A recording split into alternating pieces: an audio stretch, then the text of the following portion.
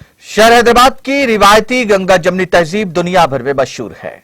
इसी तरह की गंगा जमनी तहजीब के नजारे इन दिनों सोशल मीडिया के मुख्तलिफ प्लेटफॉर्म्स पर देखने को मिल रहे हैं।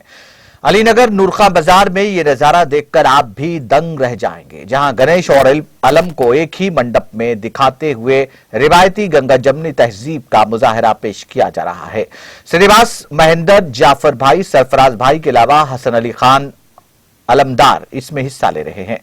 नारायण प्रसाद तालीम के तहत हर साल की तरह इस साल भी यहां गणेश बिठाया गया है।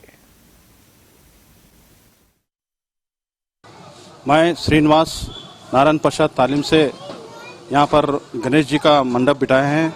हमारे पूरे दोस्तों के साथ हमारे भाई सरफराज भाई, जाफर भाई, महेंद्र, मैं, हम पूरे यहाँ के पुराने 40 साल से हम एक जगह मिलकर कर रहे हैं और हम आज तक ये नहीं हुआ कि ये वो बोल के करें ही।